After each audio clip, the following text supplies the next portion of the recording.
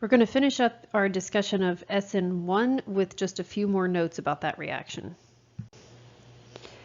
Most SN1 reactions occur with the solvent itself acting as the nucleophile, and we call this type of reaction a solvolysis reaction.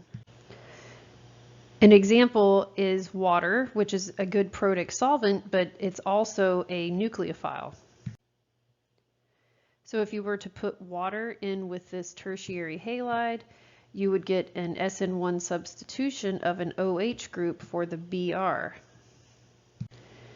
Let's look at this step by step with the mechanism. First, of course, is that slow step of the group coming off. So the leaving group is leaving and forming the intermediate carbocation. So this is the slow step. In the second step of the reaction, you get the nucleophile, water, which is also the solvent, attacking the carbocation. And notice that you end up with a charged oxygen. So in these types of reactions, when you have a charged product like this and there is an acidic proton that can be removed, the final step of the reaction mechanism is going to be the deprotonation to yield the neutral product.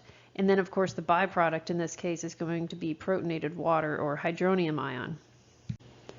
In terms of stereochemistry, when a chiral center undergoes SN1 substitution, there are going to be consequences. So if we start off with this, say, purely S enantiomer here, and this is where the attack is going to take place, let's look at what will happen with the stereochemistry. You can see that the outcome is that you get both S and R products. These are the alcohol products that would form from the substitution, but now it's no longer just one configuration.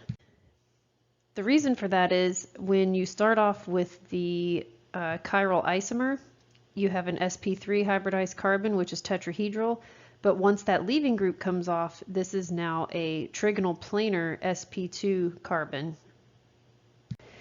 And that sp2 carbon could be attacked from either side since it is flat. This is trigonal planar.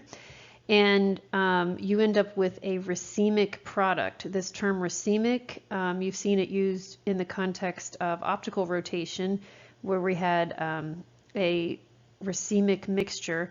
And so remember, this is a 50-50% R and S configuration in the product.